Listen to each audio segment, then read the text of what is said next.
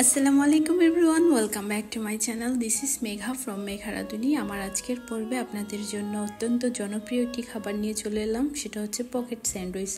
এই স্যান্ডউইচটি খেতে অসম্ভব মজা। সৌদি আরবে একবার খেয়েছিলাম, আমার কাছে অসম্ভব মজা লেগেছে।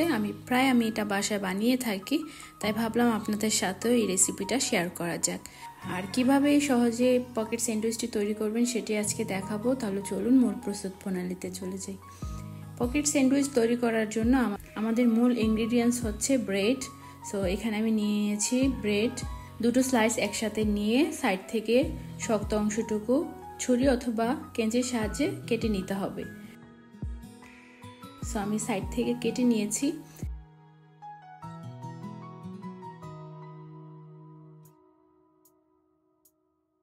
কেটে নিয়ে একটি বেলনির সাহায্যে আমি দুটো স্লাইস একসাথে করে নিয়ে চেপে চেপে বেলে নিচ্ছি।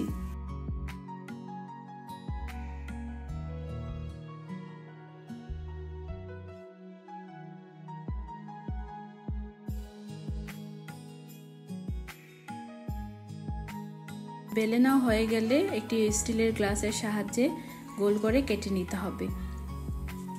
সো আমি এক এক করে সবগুলিকে বানিয়ে নিচ্ছি রাউন্ড করে।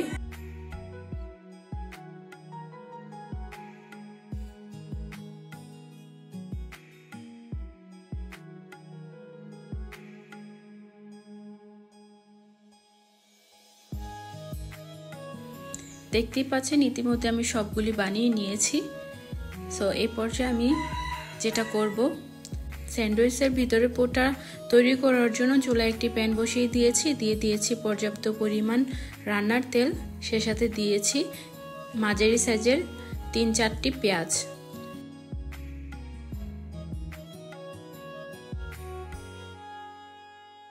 পেঁয়াজটাকে ভালো করে ব্রাউন করে ভেজে নিব। ভেজে নেওয়া হয়ে গেলে হাফ চা চামচ পরিমাণ দিয়ে দিচ্ছি রসুন পেস্ট। দিয়ে দিয়েছি হাফ চা চামচের 2/1 হলুদ গুঁড়ো। সে সাথে দিয়েছি মরিচ গুঁড়ো, ধনিয়ার গুঁড়ো এবং জিরার গুঁড়ো। সাথে দিয়েছি কিছুটা গরম মশলা আর দিয়ে দিয়েছি স্বাদমতো লবণ। দিয়ে মশলাটাকে একটু নাড়াচাড়া করে কষিয়ে নিতে হবে। কষিয়ে নেওয়া হয়ে গেলে আমি এখানে নিয়ে নিয়েছি গরুর মাংস। গরুর মাংসটাকে আমি কিউব করে ছোট ছোট করে কেটে নিয়েছি, সেই মাংসটাই আমি দিয়ে দিয়েছি।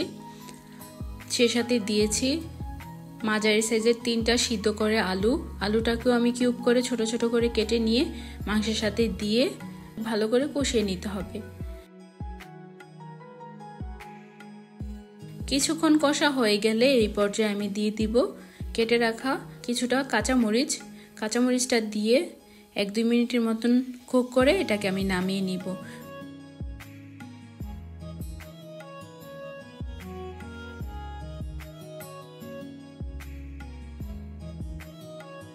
অন্যদিকে যে আমি ব্রেডটা রেডি করে রেখেছিলাম ব্রেডটাকে আমি কুট করে নিব। কুট করে নেওয়ার জন্য দুটো ডিম আমি ফেটে রেখেছিলাম এক সাইডে, ডিমের মধ্যে কুট করব, তারপরে দিয়ে দিব ব্রেড ক্রামে। সো আমি এইভাবে করে কুট করে নিচ্ছি। তো কুট করা হয়ে গেলে এই পর্যায়ে আমি অন্য পাশে চুলায় একটি প্যান বসিয়ে দিয়েছি আর দিয়ে দিয়েছি পর্যাপ্ত পরিমাণ রান্নার তেল ভেজে নেওয়ার জন্য। তো তেলটা গরম হয়ে আসলে আমি দিয়ে দিব ব্রেডগুলি দিয়ে দেখবেন চুলার আঁচটা কিছুটা কমিয়ে দিতে হবে।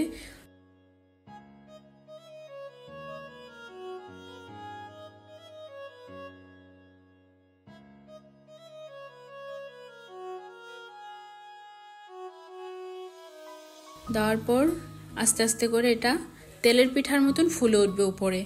যখন ফুলে যাবে তখন 1 মিনিটের মতন এটাকে ভেজে নিয়ে অন্য পাশটাকে আবার উল্টিয়ে দিতে হবে।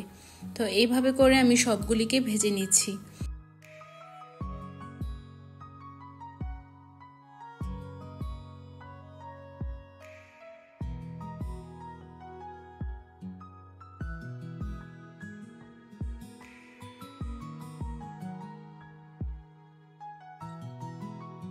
যখন ব্রাউন করে ভাজা হয়ে যাবে তখন এটাকে নামিয়ে নিতে হবে।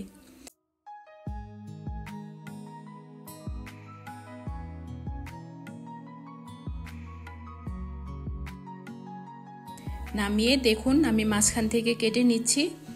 কেটে নেওয়ার পর দেখুন কি সুন্দর পকেট হয়ে গেল। সো এই পকেটের ভিতরে আমরা যে বানিয়ে রেখেছিলাম, মাংসের পুরটা বানিয়ে রেখেছিলাম, সেই পুরটাকে দিয়ে ভিতরটা ফিল আপ করে দিতে হবে। আমরা কিছুটা মাংসের পুর দিয়ে দিব, সে সাথে দিয়ে দিব শসা কুচি।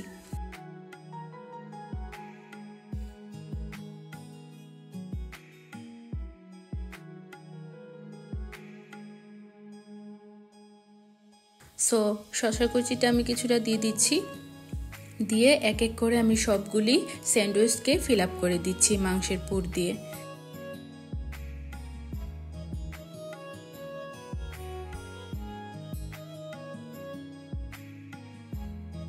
সো এই স্যান্ডউইচটা কিন্তু আপনারা বাচ্চাদের টিফিনেও দিতে পারেন, অথবা বিকালের স্ন্যাক্স হিসাবেও কিন্তু আপনারা এটাকে বানিয়ে ফেলতে পারেন। খুবই সহজ, খেতে অসম্ভব মজা। আই হোপ যে আমার এই রেসিপিটি আপনাদের কাছে ভালো লাগবে। যদি ভালো লেগে থাকে অবশ্যই আমার চ্যানেলটিকে সাবস্ক্রাইব করে সাথে বেল আইকনটিতে ক্লিক করে দিবেন। এতে করে আমার নতুন নতুন ভিডিও আপলোড করার সাথে সাথে আপনারা নোটিফিকেশন পেয়ে যাবেন।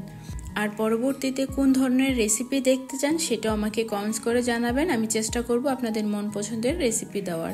আই হোপ যে আমার রেসিপিটি আপনাদের কাছে ভালো লেগেছে। সো আজকে তাহলে বিদায় নিচ্ছি। সবাই ভালো থাকবেন, সুস্থ থাকবেন এবং আমার পরিবারের জন্য দোয়া করবেন। আল্লাহ হাফেজ।